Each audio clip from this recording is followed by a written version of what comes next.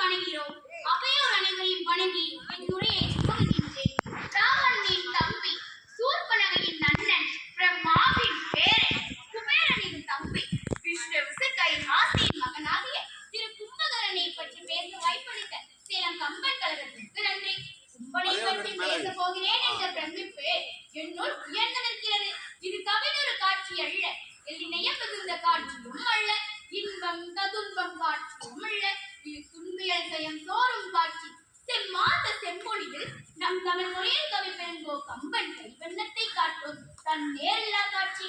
உங்கள் அனைவரையும் அன்போடு கேட்கிறேன். இனி வரும் இந்த 5 நிமிடங்களுக்கு மட்டும் உங்கள் காதுகளை எனக்கு கடனாக கொடுங்கள். கம்பன் படித்த கும்பனின் பெருமையை உங்கள் மனக்கண் முன் கொண்டு வந்து நிறுத்துகிறேன். இதோ உங்கள் மனக்கண் முன் தோன்றுகிறது ஆர்ப்பரிக்கும் கடல், அதற்கு நடுவே சிறியோன மலை, வானத்தை வெய்யோனின் பேரொளி விளம்பு, எண்ணில்லாடங்கா அரக்கர் சேனையும் பூதாகரமான போர் கருவிகளுக்கும் மத்தியில் உலகளந்த திருமாலை போல் உருவமெடுத்து நின்றான் கும்பகர்ணன். கும்பகர்ணன் சமணமிட்டு அமர்ந்தால் எத்துணை உயரமோ அத்துணை உயரம்தான் இருப்பாராம் ராவணன். ராவணனே மிகப்பெரிய உருவம் கொண்டவன் என்றால் கும்பகர்ணன் உருவத்தை உங்கள் கற்பனைக்கே விட்டு விடுகிறேன். இந்திரனோடு போர் புரிந்தவன் கும்பகர்ணன். ஐராவதம் என்ற தன் யானையின் மீதிருந்த இந்திரனை யானையோடு தலைக்கு மேல் தூக்கி சுழற்றியவன். இவன் தன் சூலாயுதத்தை வைத்திருப்பவன். தான் உயர்ந்த தவத்தினால் வான் உயர்ந்த வரத்தினால் என்று கம்பன் கும்பனை பாடுவார். கும்பகர்ணனுக்கு வரம் கொடுக்கும் நேரத்தில் தேவர்கள் அஞ்சினர். அந்த நேரத்தில் கலைமகள் கருணையில் கும்பகர்ணன் நாவை உணர செய்தார். நித்தியத்துவம் வேண்டும் என கேட்க நினைத்து நித்திரைத்துவம் வேண்டும் என கேட்டான் கும்பகர்ணன். அதனால்தான் 6 மாதம் விழிப்பு 6 மாதம் உறக்கம் என்ற நிலையை கும்பகர்ணன் பெற்றான். ராவணன் தப்பனை போரில் வெல்ல வேண்டும் என்றால் கும்பகர்ணனை போருக்கு அனுப்புவதே சிறந்த செயல் என்று கூறிய ராவணன் தூதுவர்களிடம் நீங்கள் ஓடி சென்று கும்பகர்ணன் இங்கே அழைத்து வாருங்கள் என கட்டளையிட்டான். உறங்குகின்ற கும்பனா, உங்கள் மாய வாழ்வு எல்லாம் இறங்குகின்றது. இன்றுதான் எழுந்திராய் எழுந்திராய் என்று அசைத்து அசைத்து எழுப்பினர். எழுந்திருக்கவில்லை. ஒன்றன் மேல் 1000 முழக்கை விட்டு எழுப்புவேன் என்றான் ராவணன். அப்போதும் எழுந்திருக்கவில்லை. யானை, குதிரை, யானை ஆகியவற்றை 1000 கணக்கில் செலுத்தி அவனை மிதிக்க செய்து எழுப்புங்கள் என்றான் ராவணன். அப்போதும் முடியவில்லை. கும்பகரன் 2 கண்ணங்களையும் முழக்கை விட்டு தாக்கினர்.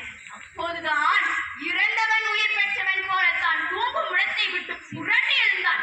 எதற்கு என்னை எழுப்பினீர்கள் என வினவே உங்கள் அண்ணன் உங்களை அழைத்து வர கூறினார் என்றனர். ஆனதோ வெஞ்சமும் அழகில் கற்புடைய நாயகி ஜானகி தூயரினம் தவிர்த்தது இல்லையோ. கும்பகர்ணன் எழுந்தவுடன் ஏண்டா இன்னுமா கற்புடைய நாயகி ஜானகியை விடவில்லை? இலங்கைக்கு ஏற்படும் இன்னலை எவர் தடுக்க முடியும் என்றான். தவறு செய்த தன் அண்ணன் என்ற போதும் தயங்காமல் நேருக்கு நேர் கேள்வி கேட்டவன் கும்பகர்ணன்.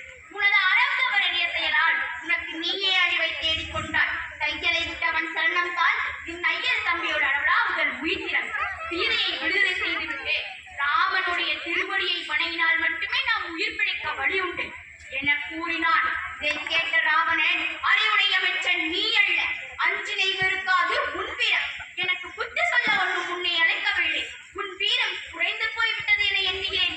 மாமிசத்தையும் கள்ளையும் குடித்திருக்க உறகு போ என சினம் கொண்டான் ராவணன். தருக என் தேர், படை சாற்று என் கூற்றையும். வீரர்களை என்னுடைய தேரையும் போர் கருவிகளையும் கொண்டு வாருங்கள், நானே போர்க்களம் புகுவேன் என ராவணன் கூற, இதை கேட்ட கும்பன், அண்ணா நீ போருக்கு சென்று இறந்து விட்டாய் என்ற செய்தியை கேட்டு நான் உயிர் வாழ விரும்பவில்லை. நானே போர்க்களம் புகுவேன். ஆனால் ஒன்று கூறுகிறேன் என கும்பன், வென்றிவன் வருவான் என்று உரைக்கிறேன். விதி நிற்கிறது, பிறர் பிடித்து உந்தி நிற்கிறது. விதி என் பின்னே நிற்கிறது. போரில் நான் இறந்து போவேன். அப்பொழுதாவது சீதையை விடுதலை செய்வது நல்லது. உன் கருத்தை எதிர்த்து பேசியதற்கு என்னை மன்னித்து விடு என கூறி சூடாயத்தை ஏந்தி போருக்கு சென்றான் கும்பகர்ணன். இவனுடைய ஒரு தோளிலிருந்து மறு தோளை பார்க்க வேண்டும் என்றால் பல நாள் கழிந்துவிடும். வேறுமலை வந்து நிற்பதை போல் நிற்கிறானே, யார் இவன் என ராமபுரான் கேட்டார். ஐயனே, இவன் இலங்கையின் அரசன் ராவணனின் தம்பி, எனக்கு அண்ணன், இவன் கும்பகர்ணன் என அறிமுகம் செய்தான் வீரனன். அவனை அழைத்து வா, நம்மோடு இருக்கட்டும் என ராமன் வீரனிடம் சொல்ல, வீரன் கும்பனிடம் சென்ற, ஐய நீ அயோத்தி வேந்தருக்கு அடைக்கலமாகிய அங்கே உயர்ந்த வீரனிடம் கூற, நீண்ட காலம் என்னை அருமையாக வளர்த்து போர்க்களத்திற்கு அனுப்பிய ராவணனுக்கு உயிரை விடாமல் நிலையற்ற வாழ்க்கையை விரும்பினான். ராமனோடு சேரமாட்டான். அழிவு நிச்சயம் என்பதை நான் நன்கு அறிவேன். நீ போ என கும்பன் சொல்ல, கம்பன் வர்ணிப்பது என்னவென்று சொல்ல, கம்பனை அணுவணுவாக ரசித்து மகிழும் நடுவர் பெருந்தைகளுக்கு ஒன்று கூறுவேன். கம்பன் படித்த பாத்திரங்களில் ராமன், லக்ஷ்மணன், பரதன், குகன், சீதை மற்றும் ஜடாயு வரை அனைத்து பாத்திரங்களுமே இயற்கையாகவே நீதி, நேர்மை, வாய்மை, அன்பு, கருணை நிறைந்த குணங்களை கொண்டது.